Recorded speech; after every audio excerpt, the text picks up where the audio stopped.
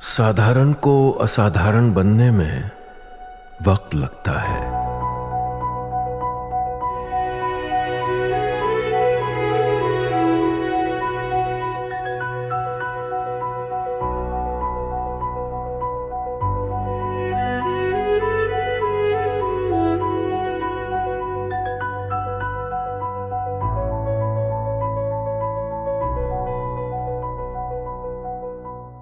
यहाँ से कोऑर्डिनेटर्स का फोन आया कि तेजस्वी ने कहा है कि हम चुनाव का बहिष्कार करेंगे, बाइकाट करेंगे, इस पर बोलना है। तो मैंने सबसे पहले अपने बिहार के प्रदेश अध्यक्ष जनाब अख्तरुद्दीन साहब को फोन किया। मैंने उनसे जानकारी हासिल की कि हमारी पार्टी का इसमें क्या स्टैंड है। तो उन्होंने मुझसे कहा कि नहीं, बिल्कुल सही है, और अगर किसी तरह से नाजायज तरीके से वोटर्स को हटाया गया और देश के नागरिकों को, जो बिहार के नागरिक हैं, उनका नाम काटा गया, तो वाकई में हम लोग भी बाइकाट में शामिल होंगे। ये उन्होंने मुझसे कहा। दूसरी बात, मैं आपसे एक बहुत अच्छी बात बताऊं कि अगर कोई गलत वोटर है, विदेशी वोटर है, झूठा वोटर है और वो वोट डाल रहा है, तो वो अपराध है। मैं मानता हूं इस बात को, अपराध को रोका जाना चाहिए। लेकिन अगर कोई असली नागरिक है, असली बिहारी है, विदेशी भी नहीं है, और अगर उसको वोट डालने से उसको अधिकार उसका छीना जाता है, तो ये महाअपराध है। इसके लिए सीधे तौर पर चुनाव आयोग और भारत की सरकार जिम्मेदार होगी। दोनों कंडीशन में देखिए, यहां बैठकर डिसाइड नहीं होगा रोहिंग्या कौन है, बांग्लादेशी कौन है, नेपाली कौन है। अगर आपको लगता है कि आप साबित कर सकती है तो साबित कर दीजिए। ये चुनाव आयोग का भी अधिकार नहीं है कि वो किसी का नागरिकता खत्म कर दे या नागरिकता लेकर आए या किसी को विदेशी साबित कर दे। आपने कहा कि बहुत से वोटर दो दो जगह हैं। आपने कहा कई लोगों के आधार 100 लोगों में 120 आधार बने हुए हैं। मैं आपकी सारी बात माने लेता हूं। मैं आपसे कह रहा हूं कि जो आधार कार्ड है वो हिंदुस्तान में, भारत में अकेला ऐसा कार्ड है जो बायोमेट्रिक पर है, जिसमें रेटिना भी है, फिंगरप्रिंट भी है, उंगलियों के निशान, अंगूठे के निशान सब है। तो जैसे ही आप आधार कार्ड के डेमो, जो आपका फिंगरप्रिंट लगाएंगे या रेटिना रखेंगे, वो पकड़ लिया जाएगा। एक आदमी का एक ही आधार होगा। आप उसको लिंक कर दीजिए वोटर आईडी से। पूरे हिंदुस्तान में अगर वोटर आईडी, मान सकता हूं 2 जगह बन सकती है, 3 जगह बन सकती है, आधार तो एक है ना, उसी से लिंक कर दीजिए। दूसरी सबसे बड़ी बात, पटना में जो नहीं असीम बकार जी, मेरे को ये बात तो आपकी पसंद आई कि रेटिना से पता तो चल जाएगा कि एक है कि 2 कार्ड बने हुए हैं, लेकिन रेटिना और बायोमेट्रिक से ये कैसे पता चलेगा कि वो भारत का नागरिक है, बाहर का नागरिक है?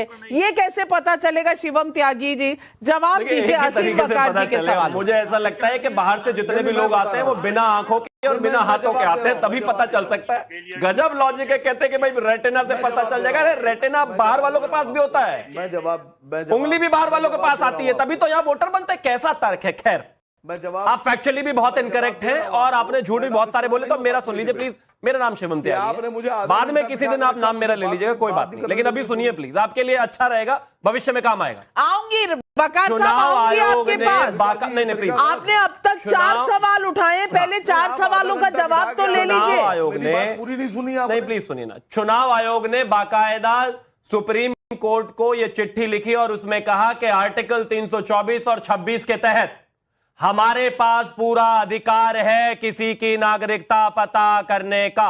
वो यहां वोट देने के लिए लायबल है या नहीं है, यह पूरा अधिकार है। और यह कानून अगर कोई संसद में बनता है उसके बाद भी वो अधिकार नहीं छीना जा सकता। तो पहली बात तो अब वहां गलत। दूसरा, मैंने फोन किया, पूछा अपने प्रदेश अध्यक्ष को, कौन इंटरेस्टेड है आपके पार्टी प्रोटोकॉल में, क्या पूछते हो, क्या करते हो? आपने रोना वही है चुनाव के बाद के ये देखिए आरजेडी ने हमारे विधायक तोड़ लिए, सांसद ने हमारे विधायक तोड़ लिए, कांग्रेस ने हमारे विधायक तोड़ लिए। रोना तो यही है आपको।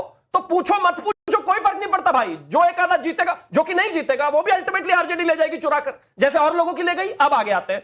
एक सवाल कहा गया कि चुनाव आयोग कहां जवाब देगा, यह कहा वर्मा जी ने कांग्रेस की तरफ से। पहली बात यह कि ये जो आप एक चीज समझें, 1 मिनट का आपका 2.5 लाख रुपया 1 घंटे का अप्रोक्सीमेटली 1 करोड़ रुपया और दिन का 9 करोड़ रुपया संसद की प्रोसीडिंग्स में डेली खर्च होता है। ये सारे ऑपोजिशन वाले जानते हैं कि इलेक्शन कमीशन एक ऑटोनॉमस बॉडी है, एक स्वायत्त कॉन्स्टिट्यूशनल बॉडी है, जिसका रिप्रेजेंटेटिव्स तो संविधान वहां पर है ही नहीं संसद में। वो जवाब कहां देंगे? वो सुप्रीम कोर्ट में देंगे। वो सुप्रीम कोर्ट में ऑलरेडी दे रहे हैं, 28 तारीख की तारीख लगी हुई है, और ये लोग आपके टैक्स का पैसा खर्च कर उस संसद को रोके बैठे हैं। कौन जवाब देगा भाई?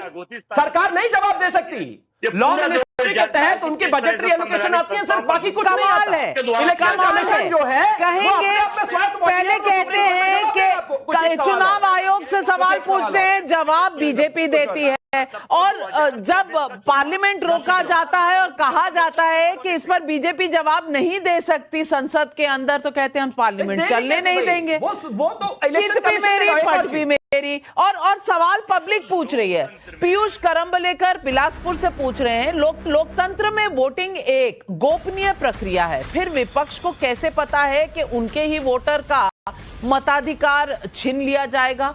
ऐसे वोटर खुद सामने क्यों नहीं आ रहे? अरविंद गुप्ता ग्वालियर से पूछ रहे हैं, सारा विपक्ष क्यों तुला हुआ है उन लोगों का वोट डलवाने के लिए जो देश के नागरिक भी नहीं हैं? अब इसका जवाब तो तौसीफ भाई आप दे दीजिए। आऊंगी दोबारा, उसके बाद मैं खत्म कर दूंगा।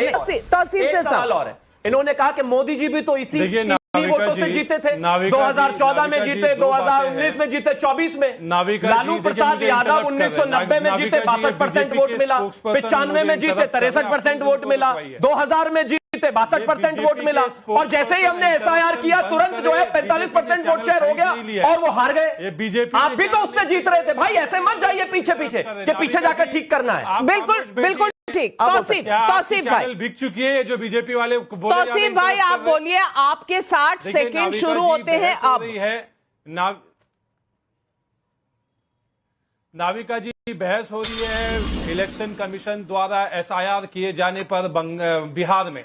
ये एसआईआर को जो है खुद बीजेपी के गोद में बैठे हुए जेडीयू के एमपी, जिनका नाम है गिरिधर यादव, उन्होंने कहा कि ये तुगलकी फरमान है चुनाव आयोग का। गिरधारी यादव नाम सही बोल रहे हैं। अक्टूबर नवंबर में इलेक्शन चुनाव होना है, और 2 महीना पहले ये वोटर लिस्ट से चुन करके नाम मिटाने की कार्रवाई कर रहे हैं। कि क्यों कर रहे हैं? इसके पीछे बीजेपी का गेम प्लान क्या है?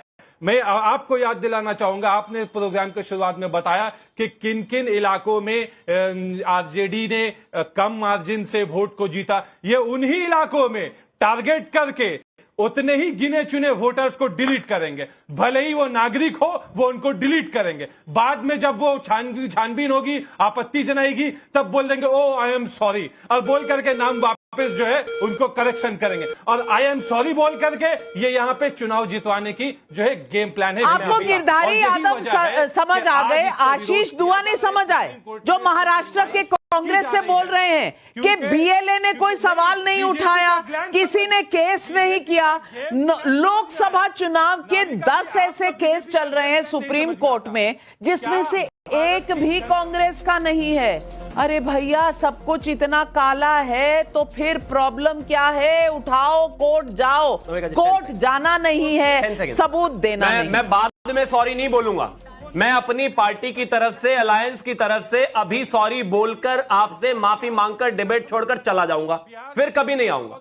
हमने 18,70,000 वो लोग ढूंढ कर निकाले जो मृत हैं, हमने 26 लाख के करीब वो लोग निकाले जो परमानेंट शिफ्ट हो चुके हैं, हमने 7.5 लाख के करीब वो वोटर निकाले जिन्होंने कई जगह वोट बनवाया हुआ है। मुझे इस पैनल पे बैठे हुए कोई भी वो लोग वो 10 नाम बता दे जो हमने गलत तरीके से हटाया हो, मैं अभी सॉरी बोलकर छोड़कर चला जाऊंगा। 10 नाम बता दे, इतनी मेहनत करने की जरूरत नहीं। जब तक आप ये 10 नाम ढूंढ रहे हैं, मैं जनता का हमने पोल किया, चुनाव बहिष्कार की बात क्या विपक्ष का हार का डर है या नया सियासी दाव है? सैंपल साइज 25,000 लोग, हार का डर इसीलिए सरेंडर 78% लोग कह रहे हैं। एसआईआर के लिए सियासी दाव 19% लोग, कुछ राय नहीं रखने वाले 3%। 78% लोग मानते हैं कि यह हार का डर है। मृत्युंजय जी, चुनावी मैदान से कभी कोई छोड़कर नहीं जाता, भागकर जाने वालों को जनता डर गया समझती है। कम से कम आज तो कह दीजिए कि सुप्रीम कोर्ट पर आपका पूरा विश्वास है। सुप्रीम कोर्ट अगर कहेगी हाँ तो हाँ, ना तो ना, कहेंगे मृत्युंजय जी? समय कम है, हाँ या ना? हम तो कह रहे हैं कि हम लोगों के लिए माननीय सर्वोच्च न्यायालय हो, कोई संवैधानिक संस्था